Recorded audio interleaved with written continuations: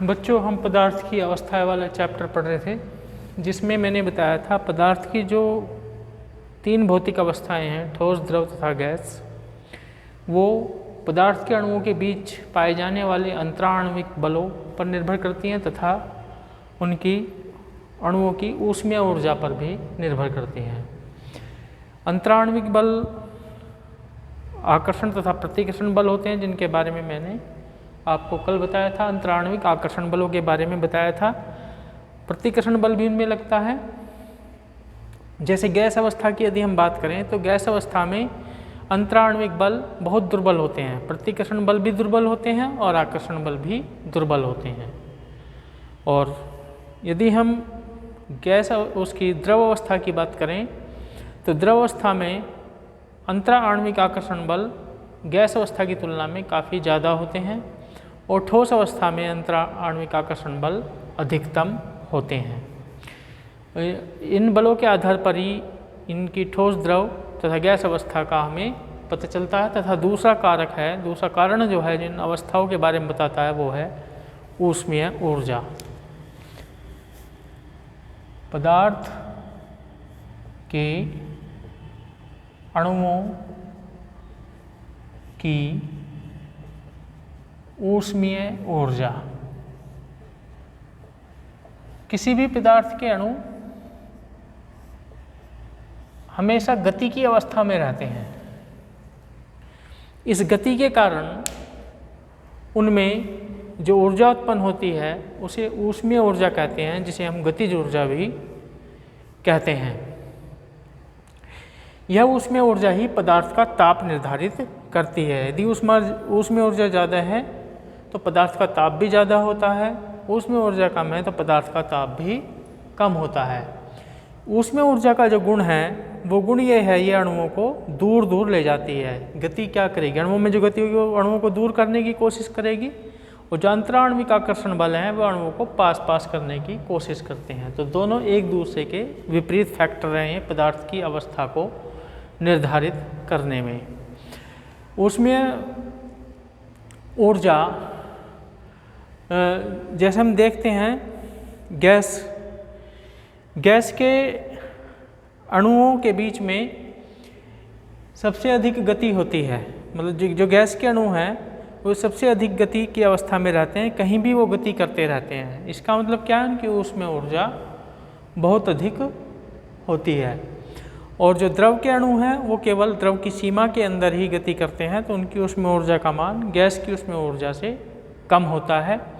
और जो ठोस हैं उस ठोस के अणु केवल एक स्थिति पर ही कंपन करते हैं, यानी उनकी जो गति है वो बहुत कम होती है, केवल कंपन गति वो करते हैं, तो इसलिए उनकी ऊष्मीय ऊर्जा का मान भी सबसे कम होता है। तो ऊष्मीय ऊर्जा के आधार पर यदि हम गैस के अणुओं का ताप घटा दें तो वह द्रव में बदल जाते हैं, और द्रव के अणुओं का ताप घटा दें तो वह पदार्थ ठोस अवस्था में बदल जाता है, क्योंकि उसमें ऊर्जा घट रही है गैस से ठोस की ओर क्रम से, और आकर्षण बल उधर बढ़ रहा है।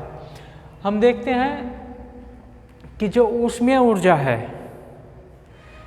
केवल कुछ पदार्थ, मतलब कुछ गैसें ऐसी हैं जिनको हम केवल दाब लगाकर द्रव में बदल सकते हैं, उनका ताप कम करने की हमें ज़रूरत नहीं पड़ती। इस पर दिया जाता है क्रांतिक ताप का कॉन्सेप्ट। क्रांतिक ताप की अवधारणा कि वह ताप जिस ताप से अधिक ताप पर गैस को केवल दाब लगाकर द्रवित न किया जा सके, उस गैस का क्रांतिक ताप कहलाता है। परंतु जैसे अमोनिया है, अमोनिया का क्रांतिक ताप कम होता है, कमरे के ताप पर उसको द्रवित किया जा सकता है दाब लगाकर। तो परंतु जो अन्य गैसें जो हाइड्रोजन है या हीलियम है, इनकी ऊष्मीय ऊर्जा का मान बहुत अधिक होता है और इनकी क्रांतिक ताप का मान बहुत अधिक होता है। इस वजह से इनको जो है इनकी उसमें ऊर्जा का मान बहुत ज़्यादा होता है, और क्रांतिक ताप तक इनको ठंडा करना पड़ता है पहले, तब इनको दाब लगाकर द्रवित किया जा सकता है। केवल दाब लगाकर इनको द्रवित नहीं किया जा सकता, क्योंकि इनकी उसमें ऊर्जा का मान बहुत ज़्यादा होता है। और इसके बाद हम ये समझते हैं कि ऊष्मीय ऊर्जा तथा ये जो अंतराण्विक बल है ये किस तरह से पदार्थ की अवस्था को निर्धारित करते हैं। जैसे गैस है, गैस को हमें द्रव में बदलना है और फिर द्रव को ठोस में बदलना है। यदि गैस का ताप क्रांतिक ताप पर है या उससे कम है तो केवल दाब लगाकर यानी संपीड़न करके कंडेंसेशन करके इसको द्रव में बदला जा सकता है। और द्रव को पर जो दाब का प्रभाव है वो नगण्य होता है, द्रव को दबाया नहीं जा सकता आगे। तो द्रव को ठोस में बदलने के लिए हमें क्या करना पड़ता है, केवल इसका हमें ताप घटाना पड़ता है, यानी उसमें ऊर्जा का मान कम करना पड़ता है। तो केवल गैस ही ऐसी है जिसका हम यदि उसका ताप जो है क्रांतिक ताप पर है या उससे कम है तो उस पर हम केवल दाब लगाकर द्रव में बदल सकते हैं, परंतु द्रव को दाब लगाकर ठोस में नहीं बदला जा सकता। कितना भी हम दाब लगा दें तो भी ठोस में नहीं बदला जा सकता, क्योंकि द्रव के अणुओं को और दबाया नहीं जा सकता। क्योंकि यहाँ पर आकर के जब द्रव गैस के अणु पास पास आएंगे, जब दाब लगाएंगे तो यहाँ पे अधिकतम पास पास में आ जाते हैं द्रव की स्थिति में, और उनके बीच में प्रतिकर्षण बल इतना अधिक हो जाता है कि उनको और अधिक पास में नहीं लाया जा सकता। अंतराण्विक प्रतिकर्षण बल बढ़ता जाता है जैसे, तो वो इतना ज़्यादा हो जाता है कि और अधिक पास में नहीं लाया जा सकता, जिससे दाब लगाकर द्रव को ठोस में नहीं बदला जा सकता। परंतु यदि हम यहाँ पर इसकी ऊष्मीय ऊर्जा घटा दें यानी ताप घटा दें तो फिर उन अणुओं को वे अणु अपने आप ही पास में आ जाएंगे, उनके बीच का प्रतिकर्षण बल कम हो जाएगा, आकर्षण बल बढ़ जाएगा। यानी ऊष्मीय ऊर्जा क्या काम करती है, प्रतिकर्षण बल को बढ़ाने का काम करती है यहाँ पे।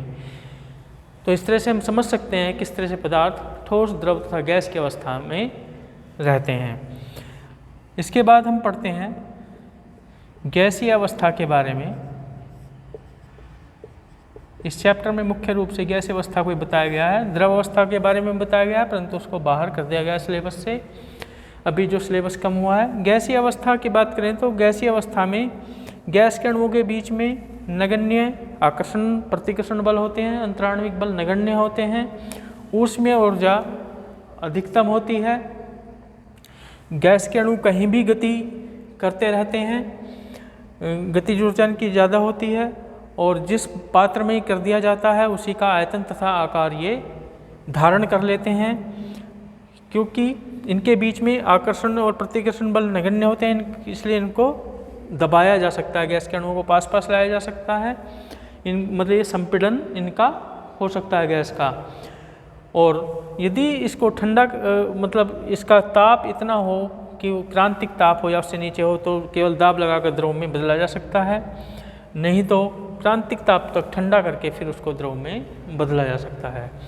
तो गैस के व्यवहारों का अध्ययन करने के लिए कुछ गैसीय नियम